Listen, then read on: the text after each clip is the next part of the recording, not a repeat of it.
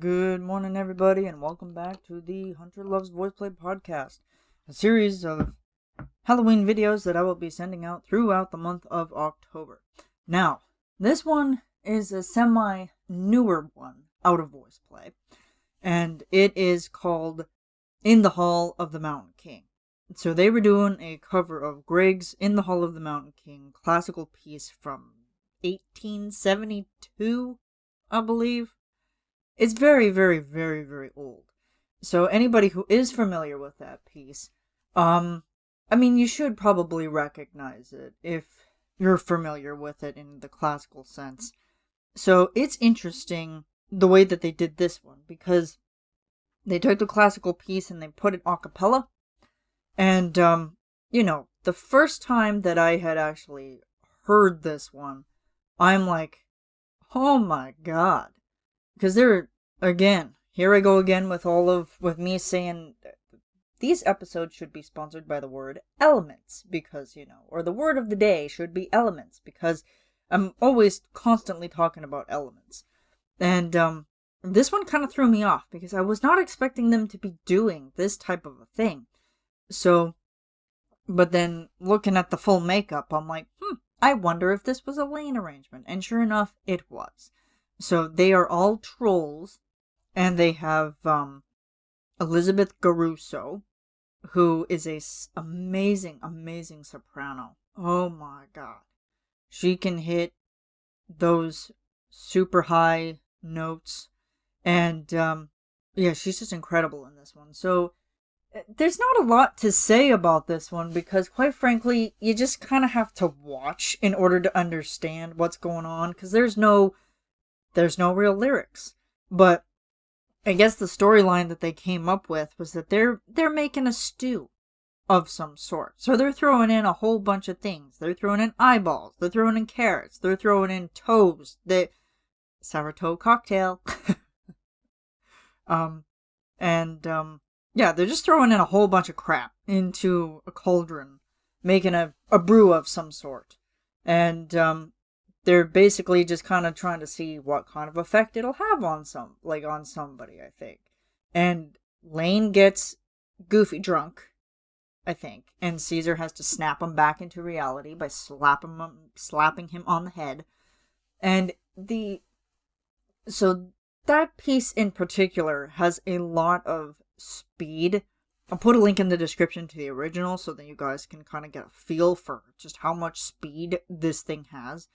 But yeah, just the speed of it is absolutely incredible. And for them just to always be in character acting the whole entire time, it's just like, this is one of those videos where you just look at it and you're like, what the hell? Like, what was everybody on when they did this? So it was fun, because at a certain tier in the Patreon, you get to see how it happens. And watching it without music made it even more, built the apprehension a little bit more, even though I think people had figured it out. Some people had figured it out. But just seeing them without costume, without makeup, going through the trial of the whole entire thing, I don't think I had ever laughed so hard in my life. Like, I'm watching this while I'm at work, because, they picked a work day, which, doesn't work for me, but I completely understand.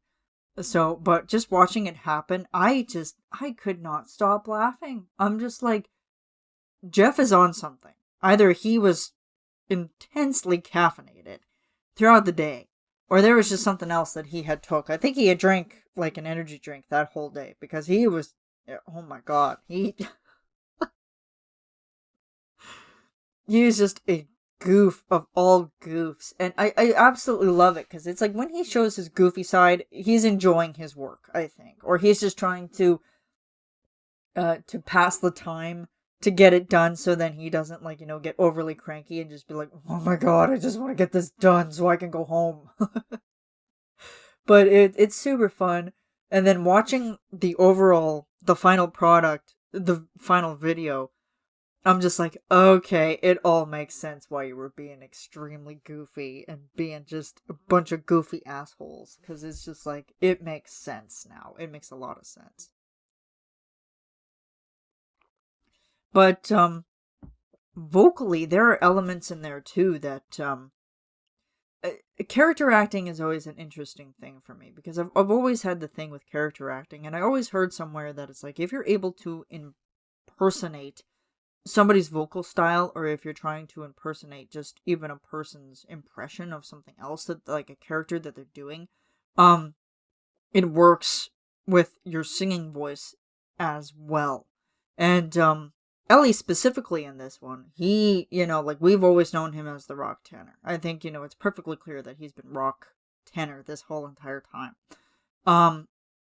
But he goes into this gritty, raspy character, this very angry sounding troll, because if you look at him, he's very angry. He's very upset. He's very green with envy. Ha ha ha ha. If you've watched the video, you'll get what I mean. Because his character is green. Ha ha.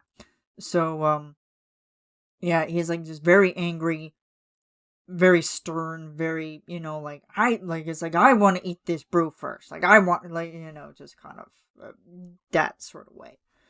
And he puts in the chili pepper and spices himself out. And it's like, well, dude, don't eat the chili pepper. But anyway, it's in there. It's in the brew. You gotta, deal with it. You can't take it out once it's been put in, I guess.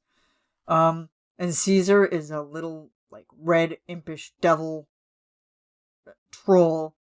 Very scary, but very well done. Again, Rick Underwood, makeup, god, when it comes to this. Jeff is a very cute, blue cat-eyed troll. He's blue, again, or kind of tealish, I guess. Teal blue. And he's got greenish highlights going on in his hair, which I found was kind of interesting. And they all have horns. Super fun. Jeff had chin prosthetics. And, he said that the glue stuck on his face for days afterwards. So it's like, probably should have kept the beard growing out, man. Then you could have avoided that. But I know you like to be clean shaven, and I know that Kathy likes you to stay clean shaven too. So you may have not had a choice in the matter. Anyway, he enjoyed it. And Lane was like evil Carrot Lord, because he's orange and very scary looking, very creepy, very, very creepy. Very creepy, but very goofy. If you've seen the pictures on Instagram, he's just an absolute goof. He can look absolutely ridiculous and absolutely terrifying, but he can just absolutely bring that element of goof to it, where it's like, oh my god, you're so silly. And Elizabeth, she was purple. She took the purple role this time, which, was fitting. And, she's purple. She had kind of like I would say, kind of the Pan Labyrinth's horns, if you will.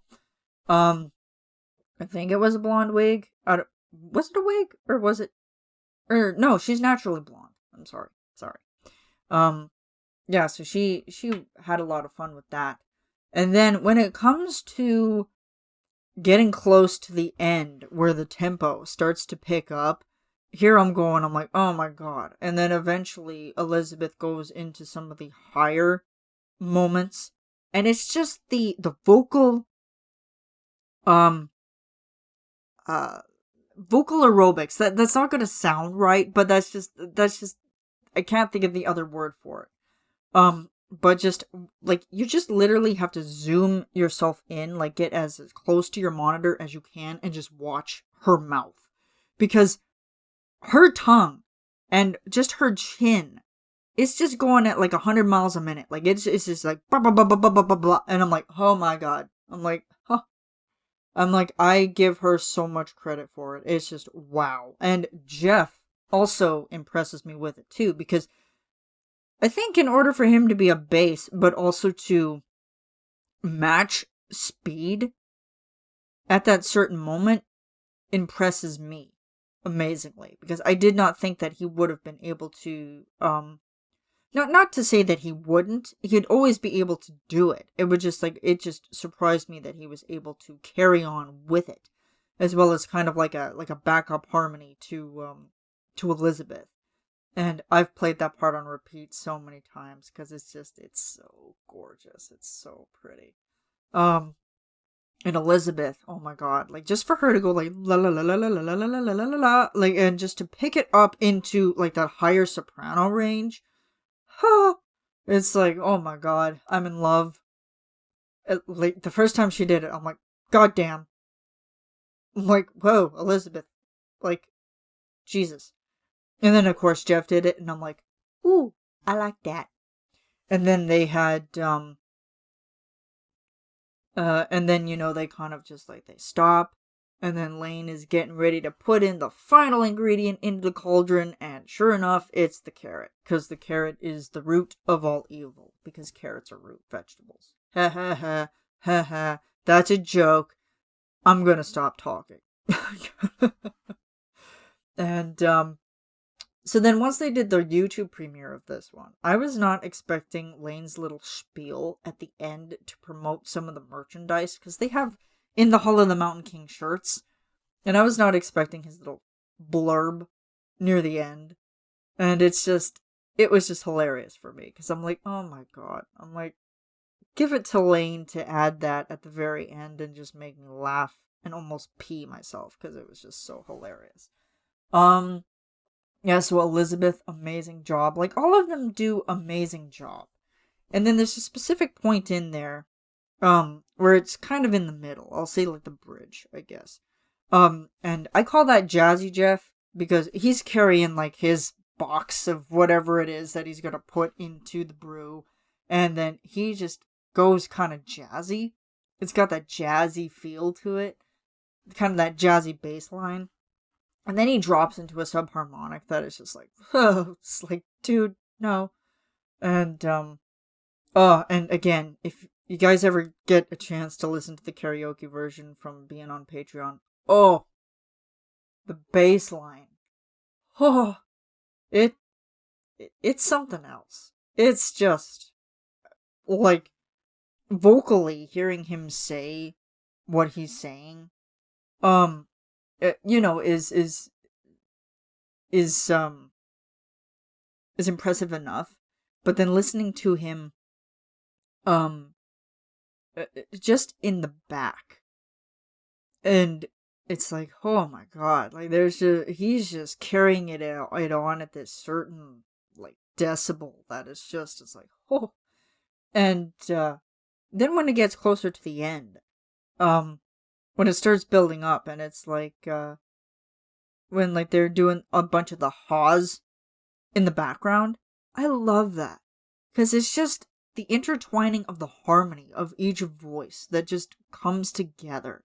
And it's like not only do you have harmony, but you also have speed, and you have, just precocity. That's just, it just drives me insane. Like, it's like, it's kind of like how my brain works on a daily basis with anxiety, because it's like all of a sudden it's like, oh, it'll just, start, slow.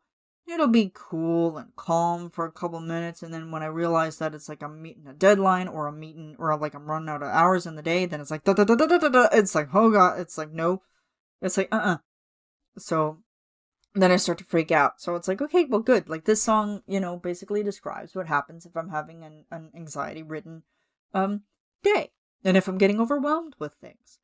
But it's so funny now, because ever since I showed my coworker this one at work, it'll be like 7 a.m, and like I work in like in a care home, so then it's like I'll be sneaking into people's rooms to gather their laundry first thing in the morning to get that started and get it going, and then it'll be like doom doom doom doom doom doom bum bum bum, and it's just like, yeah, it's like, because I'm trying not to wake them up, so it's like just sneak tiptoe tip. So, and then it's like it'll be 2 o'clock in the afternoon, and then my shift will end at like 3, and then it's like, and it's like, oh god, it's like, nope, it's like, gotta run, gotta get it done. So it's like, and there you go, a little bit of like a musical taste for you there. Yeah, and I haven't actually checked. I think I did check how many beats per minute that one plays at, and it's a ridiculous number. It's like, oh my god, it's like, no, it's like, get that out of here. But, yeah, watching this one, I'm just like, oh my god, like, I'm like, they're, like, vocally exploding. Like, it's like, they're gonna die. Like, they're gonna explode. And sure enough, you know, it happens at the end, because I think Lane killed all of them. The carrot killed all of them. Death by carrots! You know, because nobody wants to have good eyesight, apparently. They just want to die from carrots. So, I think that's about it for this episode. I'm losing my voice here, so I think I'm gonna take a break. This one's a little bit shorter, but, you know, there's not a lot that I can go into detail about, because it's hard to talk about, because there is no lyrics.